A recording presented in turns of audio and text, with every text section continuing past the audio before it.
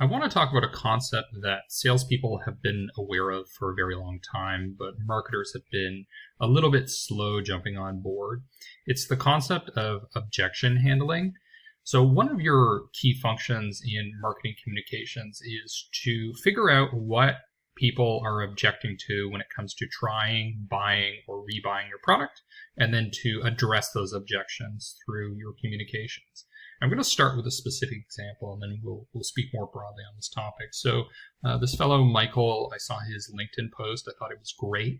And what he's talking about is that for every call to action that he's listed here, there are objections that are going through people's minds. And you can address those objections immediately within the call to action. So for example, start free. The objection is it's going to ask for my credit card. So you can simply put no CC required, and then people are more likely to do what you want them to do by addressing that objection. Add a Gmail. I bet this is a hassle. They're highlighting here just one click.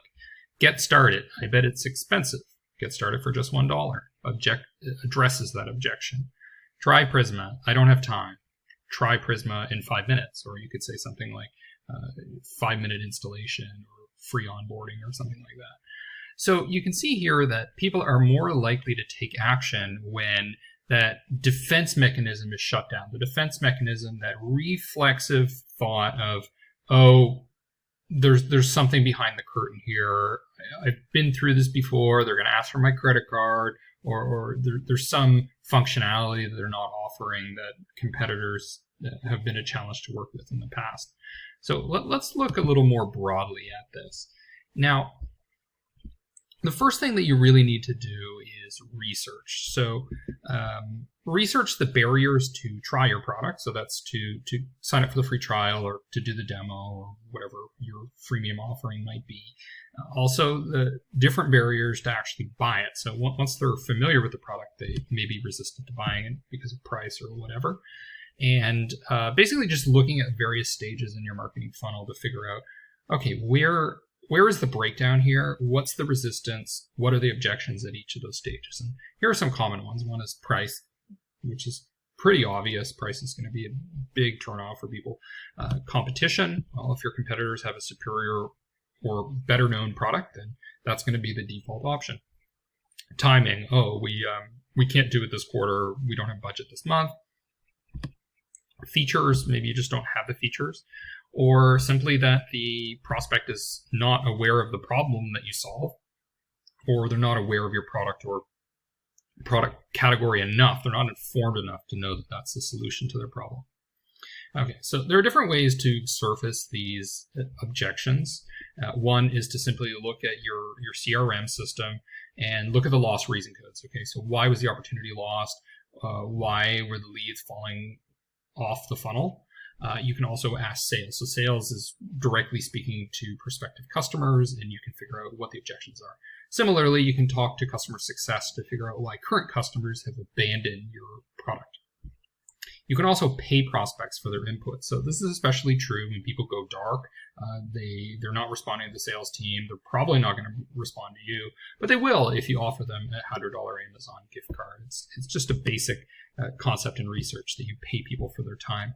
Another quick hack that I like to do is to ask questions on Quora or in Reddit groups or Facebook groups, because here you can often get very high-level people that are difficult to get a hold of generally for things like surveys, but here you can get information for free most of the time. Sometimes they might respond and say, oh, my hourly rate is $100, and yeah, then you can pay them for their time.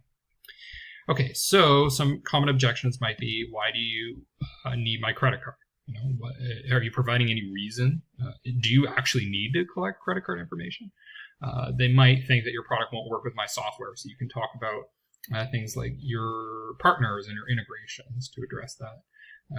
My developer or my CFO or my sales team needs to approve. You can address that in various ways. You can have a whole section of your website or brochure that speaks to the developer or the needs of whatever persona we're talking about here. My needs are too specific. So they might think that because they have custom software, the integration won't work. So there are ways that you can cater to that. You can say, oh, we provide customizations, or we will do free integrations for you. We will train you how to do it and make sure that it's a customized solution.